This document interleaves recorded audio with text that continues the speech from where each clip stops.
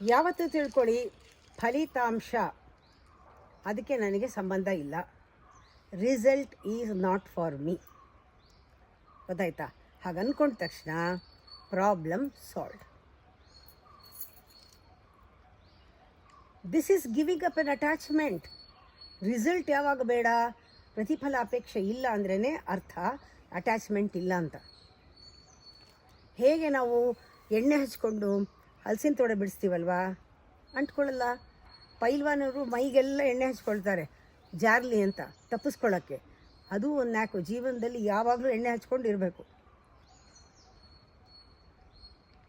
ಒಂದು ಕತೆ ಇದೆ. ಹಾಗೆ ನಾವು ಮರನ ಹಟ್ಟಿಗೆ ತಬ್ಕೊಂಬಿಟ್ಟಿದ್ದೀವಿ. ಈ ಕೆಲಸ ಮಾಡು ಆ ಕೆಲಸ ಮಾಡು ಅಂದರೆ ಅಯ್ಯೋ ಇಲ್ಲ, ಅದು ಮರ ಬಿಡ್ತಾನೇ ಇಲ್ಲ.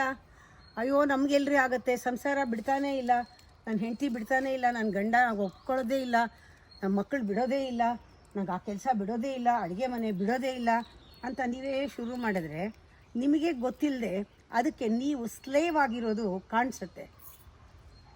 ಯಾವಾಗ ನಿಮಗೆ ಆ ಪರಮಾತ್ಮನ ಇಚ್ಛೆಯಂತೆ ನೀವು ನಡೀತಾ ಇದ್ದೀರಾ, ಯಾವ ಪ್ರತಿಫಲ ಅಪೇಕ್ಷೆಯೂ ಇಲ್ಲದೆ, ಯಾರೂ ನೀವು ಊಟ ಅಡುಗೆ ಮಾಡಿದ್ದನ್ನು ಚೆನ್ನಾಗಿದೆಯೋ ಚೆನ್ನಾಗಿಲ್ವೋ ಏನು ಹೇಳೋದು ನಿಮಗೆ ಬೇಕಾಗೋದಿಲ್ಲ. ಆವಾಗ ನಿಮಗೆ ಅದು ಸೀರಿಯಸ್ ಆಗಲ್ಲ, ಅದು ಚೆನ್ನಾಗಿ ಮಾಡ್ತೀರ ನೀವು.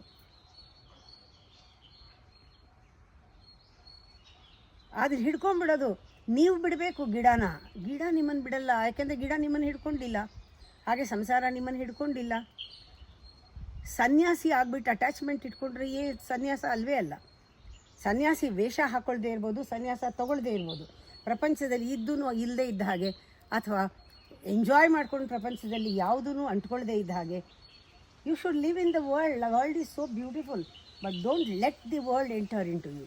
ಇದು ನಿಜವಾದ ಸನ್ಯಾಸ.